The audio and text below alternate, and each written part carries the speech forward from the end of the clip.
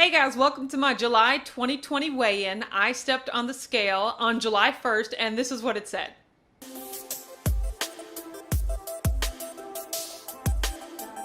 173.2. So that's like, what, like over a 5-pound loss, 5.7 pounds from last month. Like, June was just raving success. That's the only way I can describe it, just a success in all manners. First of all, thanks to Rashana, we did a 75-mile walking challenge on the Nike Run app. So that was just more walking than I'd ever done in a month. For years, I would say. So my exercise was really in tune. Also, I really worked on my Sundays. You remember how we talked last month about how I did good with my fasting and my eating on every day except Sunday, and that's kind of when I would overindulge in treats and things like that. Well, in June, one of the tactics that I used on Sundays was to make it a 48-hour fast. So normally what happens is my eating window would close on Friday at around 2 p.m. and I would fast all the way through Saturday, and that was normal. I've been fasting on Saturdays for as long as I can remember at this point. And then when I woke up on Sunday morning, the first thing I would be on the hunt for is Quest bars. Like, what can I eat? What can I do? Today's my eating day. Not only is that, it's a day that I'm gonna go a little loose, go a little off plan. What's next can I find? And then I would just proceed to spend the whole day eating snacks. Yeah, I would eat my meal prep too, but in addition to my meal preps, I would have hashtag all the snacks, you know? So I thought about what I could do to limit the damage on Sundays, if you will.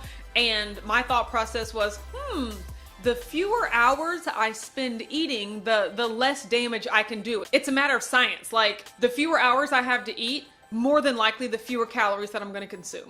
Because what happens is I wake up at 8 o'clock, 9 o'clock, and I'm like, oh, almonds, Quest bars. And then by, 11 and 12, I'm hungry again. So I'm like, oh, meal prep. And then by 3 o'clock, I'm hungry again. So I'm just like, oh, more almonds, more Quest bars. And then by 7 o'clock, it's like, oh, ice cream. Well, what I did this past month was I would make it a 48-hour fast from Friday to Sunday. So whatever time I finished eating on Friday, 48 hours later, that's when my eating window opened on Sunday. So if I finished eating at 2 o'clock on Friday, my eating window would open at 2 o'clock on Sunday.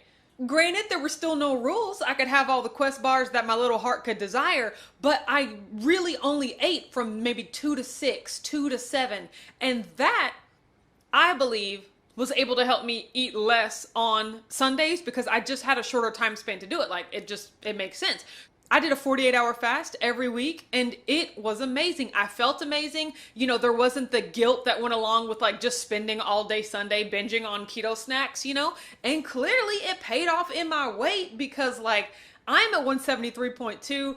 Like, I am putting into the universe that when I step on the scale on August, it'll be 160 something. I don't care if it's 169.9, okay? If my weight starts with a 6 in August, y'all won't be able to tell me nothing, okay? I do got some things coming up this month. So July 13th is my birthday, and if you watch me on my 9:30 a.m. lives and my other channel, Watch Autumn, you know the plan. I will say there will be Costco cake in the building, and so that will be the first day in like over 100 days that I go off keto. Like, I have gone keto, I think it'll be like 130 days at that point, and like, who'da thunk? Like, I probably haven't gone 130 straight days keto since I started keto. So I'm just so proud of myself, and I am excited to celebrate my milestone 35th birthday with some Costco cake. And so I know that I'm not going to have any guilt. I'm not going to have any second thoughts about my delicious treat,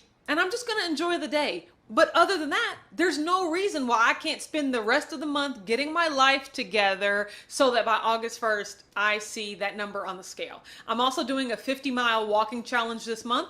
Thanks, Shelly. So I'll still be doing exercise. I'm getting back to the weightlifting. Oh man, ooh, woo! Y'all know I wore a tank top on purpose, right? Oh, wait. So I'll be getting back to weightlifting. I just really am in my zone right now, and that's what I want for you. I want you to get in your zone, okay? If you're not in your zone and you're not out here making yourself proud and like amazing yourself every day, take a step back and reflect and just be like, what do I really want in life? And am I going to work for it, or am I just going to say that I want it but continue to keep doing my same actions? Like, you have to work for it and you have to think about it But all I can say is it gets easier. Every single day you do that good habit. Every single day you exercise or you eat on plan or you hit your fasting goal. Once you prove to yourself that you can do something once, twice, 3 times, it just becomes a part of who you are, and you don't even see it as a chore, as a task, as a challenge.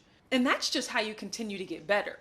Okay guys, that's all I have for this month. Like, whenever I make myself proud, all I want is for you to make yourself proud. So if you've been doing that, comment down below, how did you do in the month of June? What are your goals for July?